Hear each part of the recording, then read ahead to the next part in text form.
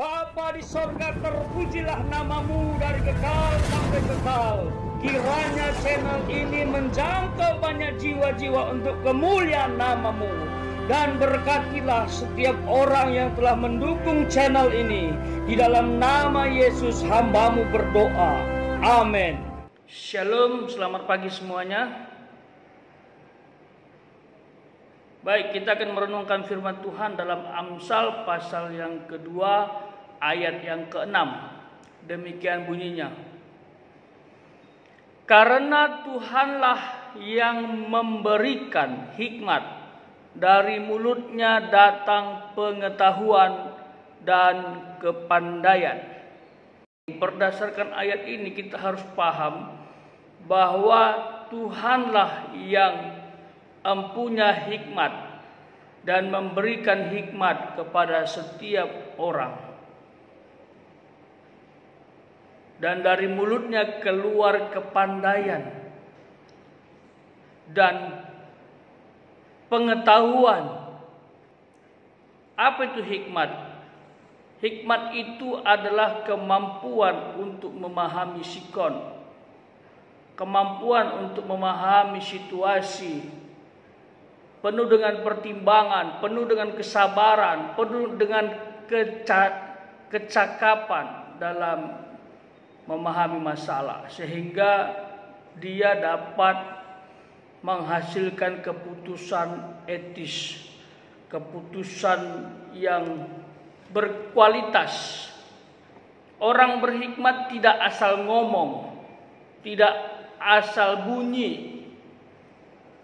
Orang berhikmat itu dia menggunakan ilmu pengetahuan, dia menggunakan kepandaian, dia menggunakan pengalaman untuk menimbang segala sesuatu sehingga nanti keputusannya itu bisa menjadi berkat. Tidak menyakiti orang, membawa damai, itu hikmat. Jadi mari minta hikmat. Tuhan, aku butuh hikmat seperti Salomo. Salomo itu waktu diberikan tahta untuk melanjutkan tongkat estafet raja, ya, ayahnya sendiri David. Dia berkenan saat itu kepada Tuhan karena mempersembahkan banyak korban. Tuhan tanya, Salomo, kamu minta apa? Dia tidak minta kekayaan, dia tidak minta kekuasaan dunia, dia minta aku butuh hikmat. Kenapa? Karena dia masih muda, cenderung nanti berpikir salah dan bertingkah laku salah dan menyakiti banyak orang. Tapi Tuhan dengar doanya, Tuhan berikan hikmat. Dan Alkitab mencatat tidak ada lagi seperti Salomo yang sangat berhikmat di muka bumi dan satu-satunya manusia yang pernah Tuhan beri hikmat. Kita bisa juga mendapatkan hikmat karena yang punya hikmat adalah Tuhan. Oleh sebab itu minta, Tuhan, aku butuh hikmat-Mu supaya menjadi generasi yang tidak gegabah, sembarang ngomong. Coba selama Salomo memimpin Israel puluhan tahun, dunia ini damai. Dunia ini penuh dengan kasih sayang karena hikmatnya dia. Hikmat itu menghasilkan keadilan juga. Itu hikmat. Dan Tuhan yang punya hikmat. Dan dia yang memberikan bagi siapa saja yang berharap dan meminta dan menginginkannya. Oleh sebab itu minta hikmat. Tuhan, aku butuh hikmat supaya nanti tidak sembarangan menjadi manusia yang menyakiti banyak orang. Dari mulutnya pengetahuan, dari mulutnya kepandaian, itu maksudnya kita harus cari, kita harus kejar dengan kekuatan Tuhan. Kalau kepandaian, kalau pengetahuan di luar Tuhan, tanpa melibatkan Tuhan, itu akan cenderung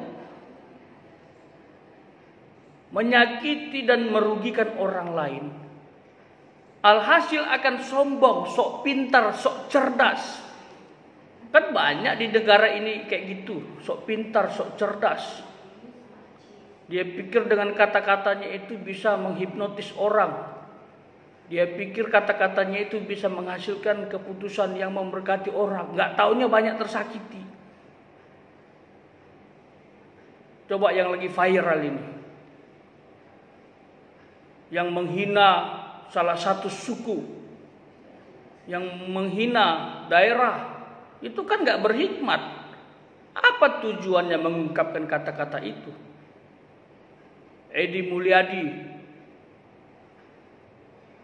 diduga menghina orang-orang Kalimantan. Mereka kan tersakiti. Itu kalau nggak berhikmat. Ngapain ngomong kayak gitu? Saudara kita yang di Kalimantan kan tersinggung, dikata-katain yang kasar tentang wilayahnya. Terserah itu maknanya apa.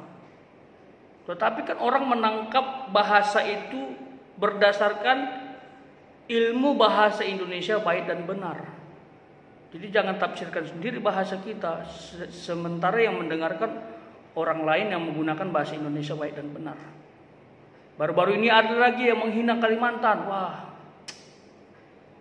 merembet kemana-mana. Ini bahaya. Oleh sebab itu harus disikapi dengan hikmat Tuhan. Tuhan, aku butuh hikmat supaya nggak sembarang ngomong, supaya nggak ada yang tersakiti. Kalau semua anak bangsa tidak berhikmat, wah, saling menghina, saling menyakiti, apa jadinya bangsa ini? Seharusnya saling memberkati, saling memotivasi, saling mendukung. Begitu. Misalnya, oh, ibu kota mau pindah ke Kalimantan. Oke, kalau begitu, hai penduduk Kalimantan, persiapkan dirimu. Itu yang benar, karena ibu kota akan pindah ke tempatmu. Jadilah orang-orang yang baik, sehingga nanti ibu kota bisa menjadi ibu kota yang beribawa. Begitu, bukan meragukan orang Kalimantan. Jadi kayaknya Pak Presiden Jokowi harus cepat-cepat keluar dari Jakarta beserta jajarannya, langsung pindah ke Kalimantan, langsung dirikan ibu kota baru. Coba kalau menggunakan hikmat, mengapa harus pindah ibu kota? Ya, ini kita harus tahu ya, mengapa harus pindah ibu kota? Berdasarkan hikmat, kepandaian, pengetahuan, Jakarta sudah tidak lagi memungkinkan untuk menjadi ibu kota karena banyak faktor, macet, polusi, bencana, itu ada di Jakarta. Apalagi kriminal banyak, sehingga butuh tempat yang baru, refresh, yang segar. Dan ditambah lagi Kalimantan yang terbaru ini posisinya di tengah, kan cantik ibu kota di tengah, begitu. Dan sudah dibuat, sudah dipersiapkan. Kan kalau gagal nggak jadi kan aneh gitu loh. Di mata dunia kan kita diketawain. Mau pindah sudah persiapkan, nggak jadi. Gara-gara beberapa masyarakat nggak setuju. Ya sudahlah, serahkan saja kepada Pak Jokowi. Kita doakan supaya dia diberikan hikmat, pundak yang kuat beserta jajarannya, dan lurus untuk Indonesia maju.